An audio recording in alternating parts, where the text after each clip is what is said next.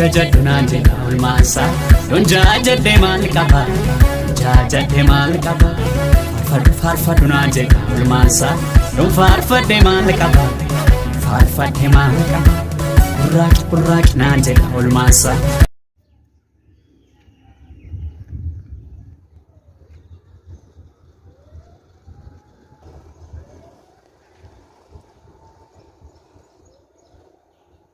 Ani uguma sasiti geessifne jin kurmatti kana bakkeeshin buusa malee geessifne akkati akkasitti waan hin taane narratti yaadu waan hin taane naan jettee fi sasitti fakkaate barbaada.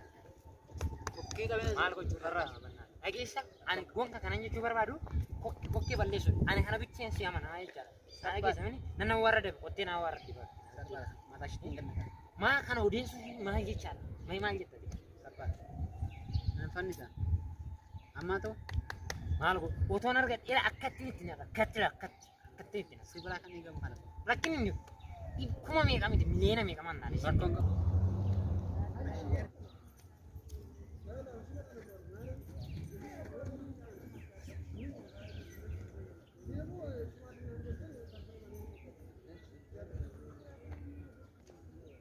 Sima, Navito, hey, Radas.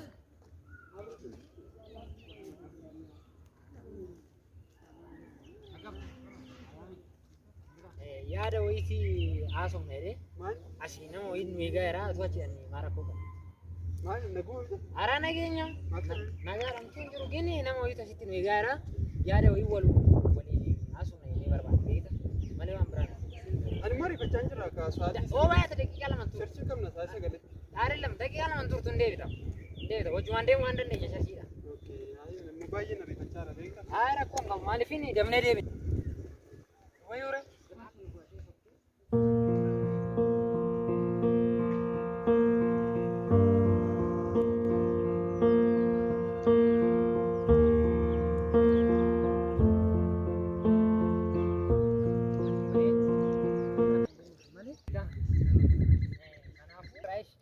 Ani ke koshi hojii manatu ulfaannaan mana fi malee waan biraa miti beektaa. Chachittis badaasa arginu.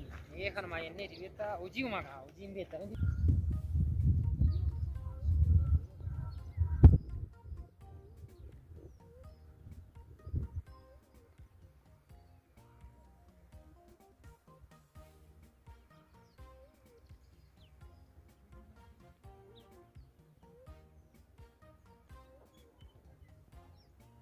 Masalah keban Inggris.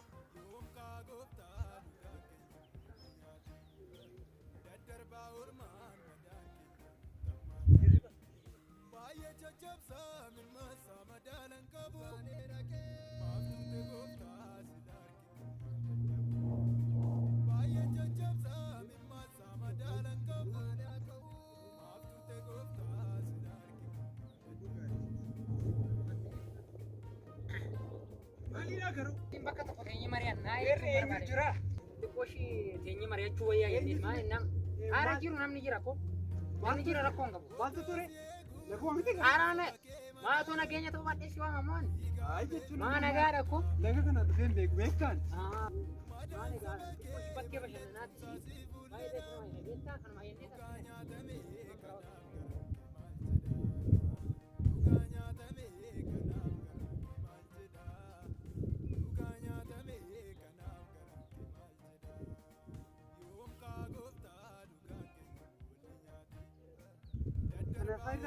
Asirraan harri kun maalii amma waa'ee gaara kanaa kan kaasuun dhageessa maaliif siin mateera bakka wanti godhamtu hin jiru dhageessa anaan booda si dhumateera hin fokkortu miti maal rakkattanii ture fokkortu hin jiru wusi nyina bakka adeem nimta waan maaliin si godhee garuu maaliin waan taatanii ture waggaadha maaliin ammas maaliin si godhee maaliif hin godhe maal taatan maalidha wanti isaan itti himame maalidha wanti isaa waanan si godhee maalan si godhe naan jettaa maalan si godhe jetta naan waarradde gorokaandaan kee gada afuufte maalan si godhe jettaa Mama kana tures. Mama kana balles. Maalin sin godhe manatti mamaan nimmasin maalin sin godhe man meski maalin sin godhe beeka man oggala kanna goote Ayne me bishan sa. maalin sin godhe man Aba kana. ki maalin sin godhe natti Wana sana bichas. Serious. waan sin godhe natti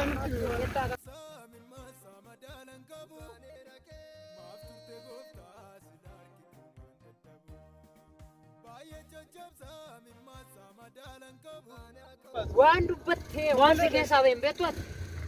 Waan haasofteen beektu? Jalaasaa keessatti jaarsolii waan lafi maal jette?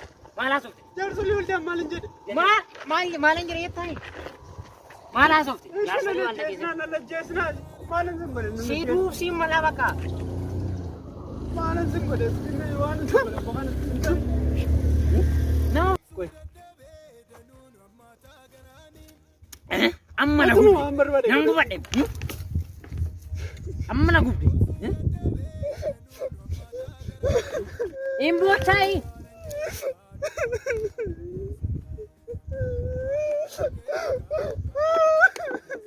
Imbochai.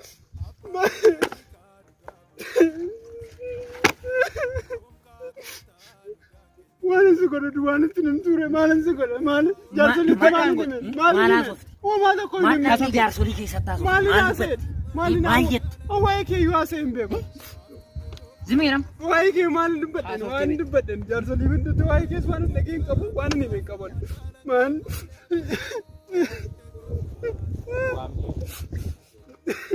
Haasofte. Natti minirraanfatte. maal jedhe amma mee natti maalin jedhe Waan dubbattee beektaa? Natti mi'etta?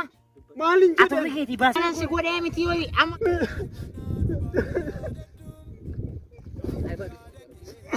Dubbii keetu si bochisi. Afaan keetu si bochisi.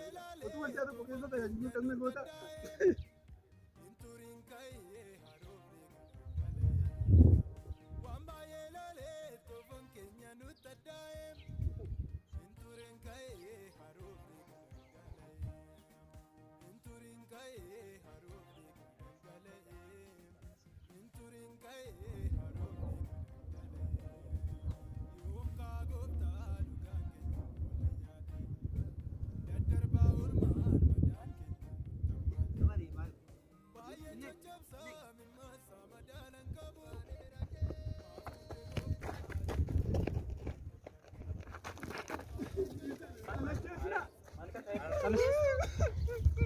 Mare on today.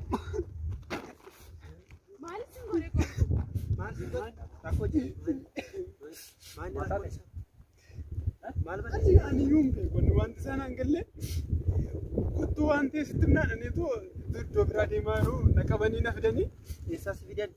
daandii irraa qabanii na fidanii kunoo sitti na tumaa oolan kunoo kanaan na hidhanii na tumaa oolan Qoy, jalqaba. Wal beektu jaafaa? waldaa tokkodha nuti waldaa tokko sun sadeen nan beekan lamaan isaaniiyyuu jaarsolii waldaatti na hin fedhe jaarsolii waldaatti inni maaliin himaa fedhe Mare wanti taaroo godhe. Riyaa qabdan moose? Moo bu'eessan qabdan? Waan isin gashuun qabu. Maal jechuudha? Waan nama gashu. Baay'ee dubbachaa sanatti fakkaata. Nan qabin kaama waan si gashuun qabuun jedhe. Kophaa isaa maal gochuu barbaadaniiti? Waan nama gashuun qabu. Maal gochuu barbaadani? Isaa rakkina qabu keessatti waaqayyo hojii keessan isinii falaatu godhu waaqayyo hojii keessan isinii falaatu dhiisin isa Garuu sammuu keessa yaadu maal si godhe nama tokko akkatti ta'anii dabadabu. Waldaa tokko eeggataa ta'e isin kiristaana miti. Maaliif ta'e nama tokko akkatti akkatti? Waan isin ilaallatu hin qabu bakka waan isin ilaallatu hin qabu bakka. Isin ilaallataa? Waan isin ilaallatu mala biyya kana. Waan isin ilaallatu. Garuu bokkaadha garuu waaqayyo hojii keessanii fakkennu waaqayyo hojii keessii fakkennu ani tun ka'ee waan tokko himeera ta'e yookaan na goota utuma ni himeera ta'e akkas na goota namni waaqayyo hojii keessii fakkennu ani uumaa tokko hin godhu garuu uumaa tokko hin godhu hojii keessii fakkennu waaqayyo kanaaf Qoy, obboleessan qabdaati mana? Yaashaati. Maamnan galchu? Waanuma si gashuun qabuun sin jedhe. Yoo dhiira isaati kophaasatti waamtee gaafattuuni? Waan nama gashuun qabu. Gashuun sin jedhe waan si ilaallatu hin qabu. Maal jechuudha? Si ilaallata? Nama akka kooti. Isin ilaallatu gonkumaa bakka. Is rakkina qabu is hojii kee Isin ilaallatu. hojii kee waaqayyo siif kennu is Qoski. Si ilaallatu. rakkina qabu Si hojii kee ilaallatu. waaqayyo siif kennu is rakkina qabu Si ilaallata. waaqayyo hojii kee siif kennu qofa waaqayyo siif dhiisu garuu isa rakkina qabu waa'ee kottaa rakkina qabu isa Sammuun keessa hin hojjetu. Deema bakka. Horii malee isaan kun akka takka nama akkas godhu. Horii daba seete, horii abbaa keessa seete.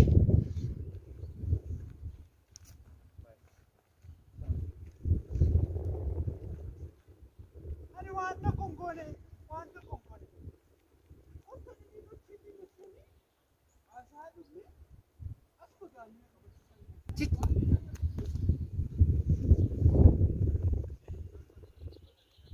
Tejjetta sayyu dhimma kana keessa kan nageessidha. Sayyuun aartaay dhimma kana keessa kan nageessidha. Ani keessa hin jiru dhimma kana keessa. Agartee miti mucaa amma kana rukunnee reebnee rajjennee bishaatti naqnee waan tokko hin dubbanne dhuguma nama waaqaatiin si kan rakkoo qabu. Baay'een waan rakkoo qaba. Baay'een balleesse. Anumtu baay'ee baqa dogoggora guddaan hojjeta. Baay'een gadi. Kanaafuu ani immoo kanan jedhu dhageessaa innumtu akkam na dhiisee akkamatti na dhiisee. Namni sun dhuguma nama waaqa waan ta'eef amma deemnee dhiifama gaafachuu qofa. Deemnee dhiifama gaafanna. Maal gochuu dandeenya? Kanaafuu deemee dhiifama gaafachuun narra jira.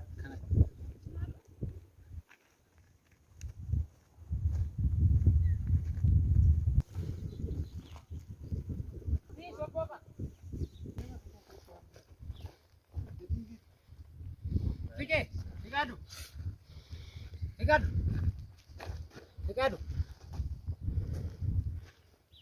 maal dhabdeemmoo kinanis Baay'ee si gaddisiiseera dhiifama naa godhu. Dhiifama sirraa barbaada dhiifama naa godhu.